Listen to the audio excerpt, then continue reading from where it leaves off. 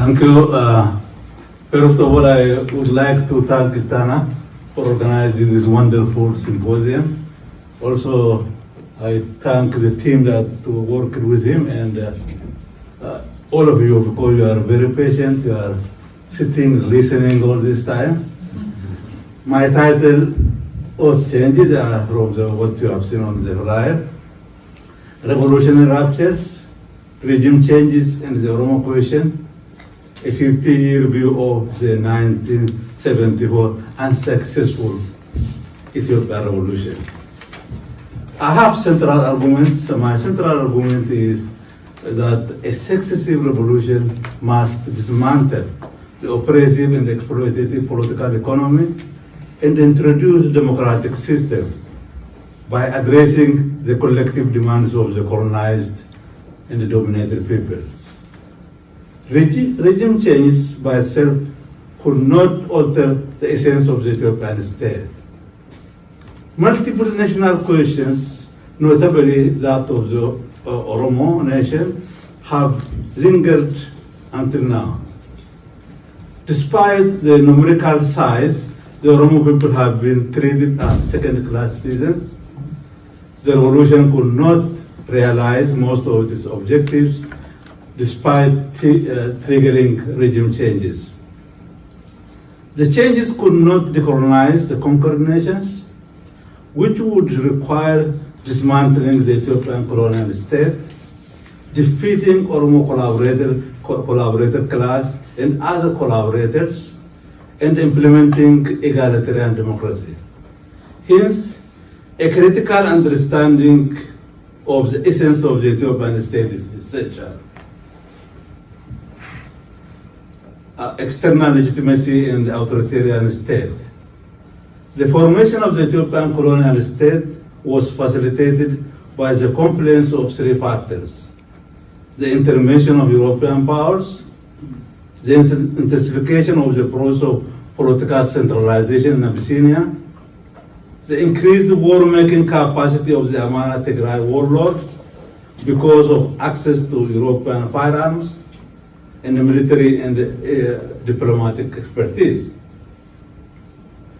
The European colonial powers enabled the Amara Tigray warlords to centralize their state power and create the Ethiopian empire. Ethiopia has never been a country, still an empire, despite the fact that most of you still call it Ethiopia a country. Successive hegemonic powers have also assisted in creating and maintaining successive Ethiopian governments. By the way, you have to differentiate between government and the state.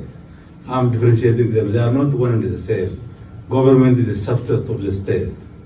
While having external legitimacy, the Ethiopian state lacked legitimacy at home.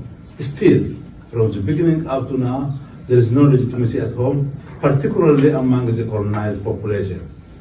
The state has some degree of legitimacy among the Amara Tigrayan peoples because of its cultural, religious, and linguistic affinities, but the state has failed to achieve internal legitimacy among the colonized nation at all. The state has practiced authoritarianism in Abyssinia proper, in the terrorism, repression, land disposition, slavery, that many people don't talk. Slavery also practiced, in economic and labor exploitation in the colonized society to mainly benefit the Amara Tigray elites and their collaborators. They are not only Amara and Tigray elites, but there are Oromo collaborators, other collaborators, who have become members of the Naftanya settler class. Hence, I call the Ethiopian state an authoritarian terrorist state. As it's concerned with the Abyssinians, it's authoritarian. As far as it's concerned with the colonized people, it is terrorist state. It has been since Menelik up to Abiy Ahmed. Using Christian ideology and forming an alliance, Menelik gained access to European technology, weapons, administrative and military expertise, and other skills that allowed to create the empire, the empire and the state, which I call the Ethiopian dependent state and the empire. Menelik colonization of non-Abyssinians, particularly the Oromo, allowed him to get access to abundant economic and labor resources. By the way, that is a very important point. People talk about Ethiopia, the Ethiopian empire. They never want to discuss about colonization. They think that like all people are facing similar problems, whether they are Abyssinians or non-Abyssinians. That is not true. The resources that Menelik obtained helped him to purchase modern weaponry and expertise necessary to create and maintain the dependent colonial state. Menelik, he allowed Iyasu to succeed him. At least he said that. So unfortunately, Iyasu didn't get an opportunity. He was a different kind of governor. He wanted to introduce change, to change the essence of the Ethiopian state. But he was toppled, he was not allowed to introduce reform. Between 1935 and 1941, Italian colonialism, that many people ignore again, which was very important, reorganized the state, eliminated slavery, and the Naftanya Gabbard system, which I call semi-slavery system, and changed the land tenure system to benefit the Italian colonialists and their collaborators, to benefit themselves. But they introduced some changes. However, the British restored the Haile Selassie government in power in 1941. So the Ethiopian state had never existed by itself. It must be supported from outside. It was created by the support of European powers. It must be maintained by successive hegemonic world powers, which started by Great Britain. The 1974 rupture, Ethiopia's first hijacked revolution, or a successful revolution. The Haile Selassie government was overthrown by the 1974 revolutionary upheaval, which enabled the military junta to come to power. The new regime could not solve the complex problems of underdevelopment, poverty, famine, unemployment, and nation-class contradictions that facilitated the revolutionary upheaval of 1974. The new regime hijacked the revolution and left the chronic problems unresolved. The regime change could not replace Ethiopia's state violence with sustainable peace, development, and democracy. Instead, it intensified dictatorship, colonialism, state terrorism, and development, which is characterized by ignorance and rampant poverty. Two subsequent regime changes took place in 1991 and 2018. Through this regime change, state structures and institutions have remained intact. Always, that's why I differentiate state from the government from state. The institutions have been the army that remained intact always. The media intact, the Ethiopian Orthodox Church, and the bureaucracy. It doesn't matter regime change. Always these things continue to exist. These institutions have been modernized, quote unquote, to Amara Tigrayan elite by Amara Tigrayan elites and their collaborators in power. These forces can be called the Naftanya settler class, as I already mentioned. The collective grievances of social forces, such as students, workers, and the intelligentsia, and the army, as well as class nation contradictions, facilitated the revolutionary upheaval of 1974. The immediate cause of the revolution was the inability of the Haile Selassie regime to solve famine problems in Tigray and Wallo. The lack of strong organization allowed the military to capture state power and hijack the revolution. The emergence of the military regime showed change in the continuity in the Ethiopian colonial system. The land question was a central one. It was discussed a lot. I'm not going to repeat that. The Derg nationalized all land, as you know it.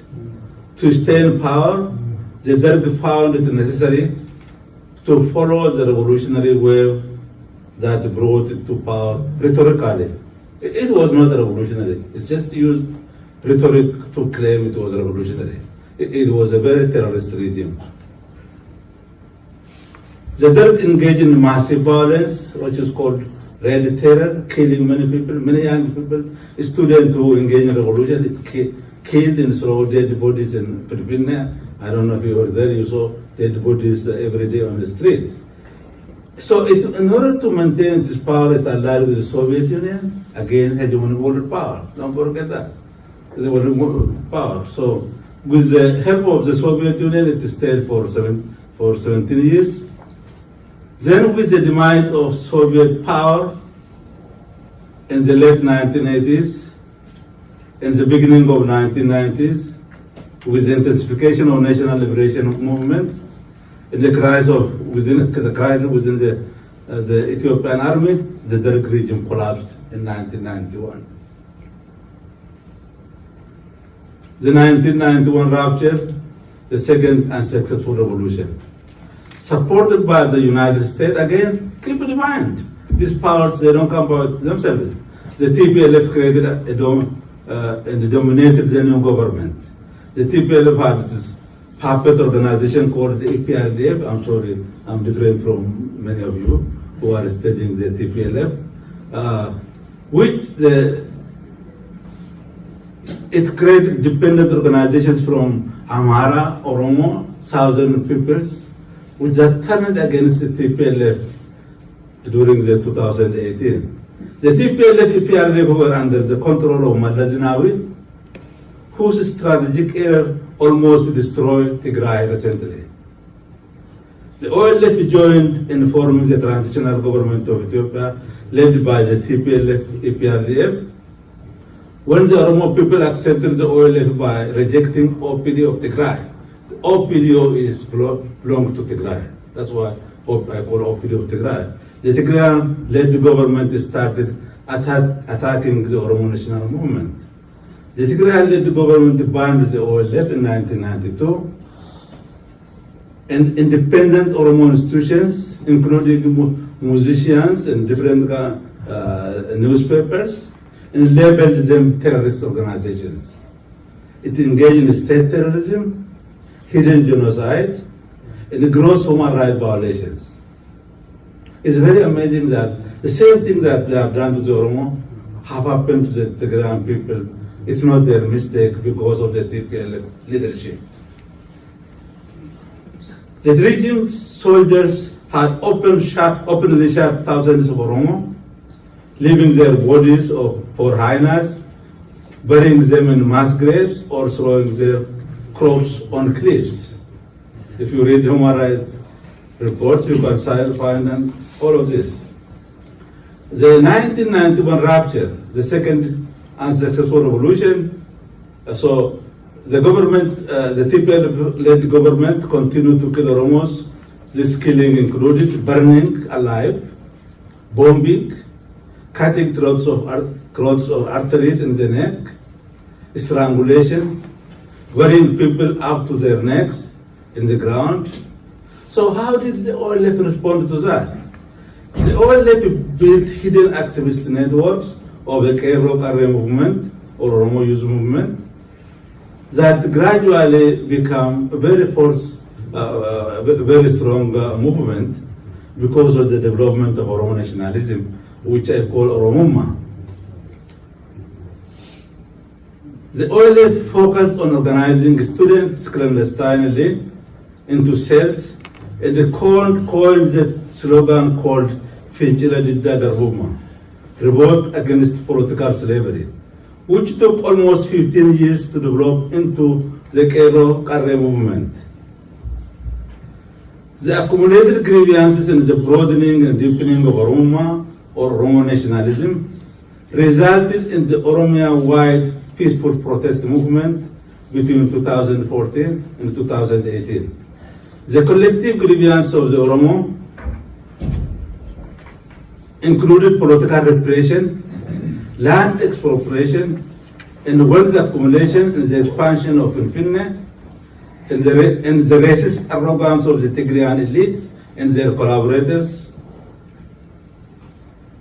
contributed to this powerful, peaceful movement. The Oromo Youth Protest Movement mainly triggered the 2018 regime change, which made Colonel Abiy Ahmed, a former spy and a member of OPDO, the head of the Ethiopian government and the state. This was another strategic error of TPLF, EPRDF. So the second revolutionary crisis is the birth of the neo-Netanyahu government.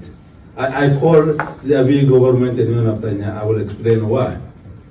This regime change was more disastrous than the previous two regime changes for the Oromo. This came by the struggle of the Oromo people. It became more dangerous than the Derg and the TPLF EPRDF regime because it engaged in a very massive violence and killing Oromo nationalists and the Oromo revolutionaries. The TPLF created another strategic error, as I already mentioned, by allowing Abiy Ahmed, the snake it is created, to come to power. And that snake came to bite the TPLF, to destroy the TPLF. When the Cairo protest movement destabilized the TPLF, EPRDF government, the leaders of this organization appointed Abiy Ahmed as the prime minister to replace Haile Selassie, a placeholder for the TPLF. Really didn't have any power. To introduce minor reforms and to keep the system the way it was. Within the short time, Abiy and his Netanyahu supporters opened war on the Oromo and then on Tigray. I call the Abiy government, already I've mentioned, it's the new Netanyahu. Who are the new Netanyahs? The new Netanyahs are the descendants of the Amara settlers and the Ethiopianized Oromos, who are disconnected from Oromo, mentally Ethiopianized, and become the servant of the Ethiopian state and their own interests. So these forces have become the base for the Abiy government, and they have accumulated wealth and they enjoyed luxurious life at the cost of ordinary people. If you listen what Abiy is doing, what these people are doing, you can't imagine in a very impoverished country, hunger-stricken people, he's investing money in building parks, doing small things around, building his own palace. People are starving to death. These are the new Netanyahs, what the new Netanyahs are doing.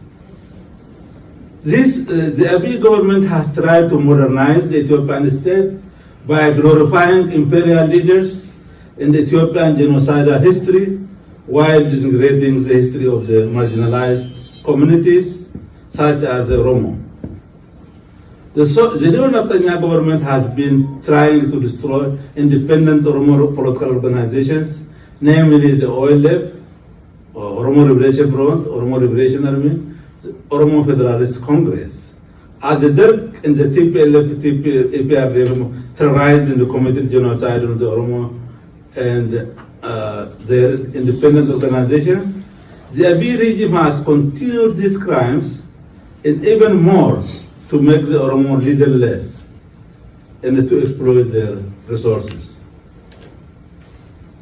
Conclusion, the three revolutionary ruptures of the last 50 years couldn't dismantle the Ethiopian colonial state and did not empower the oppressed classes and the colonized peoples, notably the Oromo, to achieve liberation and democracy.